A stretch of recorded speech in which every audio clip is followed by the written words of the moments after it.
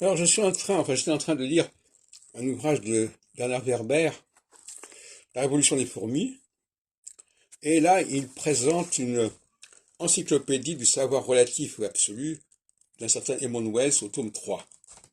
Alors, on considère que c'est l'œuvre de Werber lui-même, en fait, c'est une œuvre fictive. Il la présente tout au long de son ouvrage, mais là, je voudrais vous parler de ce qu'il dit sur les cartes. Je ne sais pas où il a trouvé ça, parce que finalement, on se demande d'où vient son savoir. Avec 52 figures, le jeu de cartes courant est en soi un enseignement, une histoire. Tout d'abord, les 4 couleurs signifient les 4 domaines de mutation de la vie, 4 saisons, 4 émotions, 4 influences des planètes. Le cœur, donc la couleur cœur, si on peut dire, le printemps, l'affectif Vénus. 2, le carreau, l'été, les voyages, Mercure. 3, le trèfle, l'automne, le travail, Jupiter.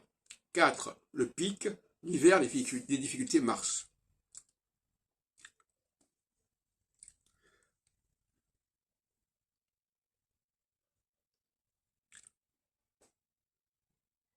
Alors, je suis tout à fait intéressé par cette façon de présenter les choses, c'est-à-dire les 4 planètes qui sont mises en avant. Très important, le fait de considérer que le 4 est une des clés du système solaire, hein, ça c'est fondamental.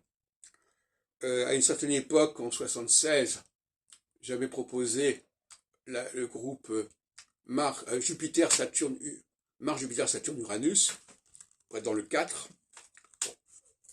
Je vous renvoie au numéro spécial, un numéro des fêtes de fin d'année de la revue Cosmopolitan, où j'expose cela, sous le titre Astrologie sensorielle. Mais ce qui me paraît frappant, et j'en parle dans mon étude sur le Ptolémée, sur la tétrabible, c'est qu'effectivement, si on laisse de côté Saturne, si on laisse de côté Saturne et la Lune, et le Soleil pour d'autres raisons, on a effectivement au cœur du système ces 4 planètes. Vénus, Mercure, Mars, Jupiter, peu importe l'ordre. Et c'est tout à fait intéressant que ce fameux Edmund Wells, alias Bernard Werber, soit arrivé à cette conclusion. Je ne sais pas d'où ça sort, mais c'est tout à fait pertinent.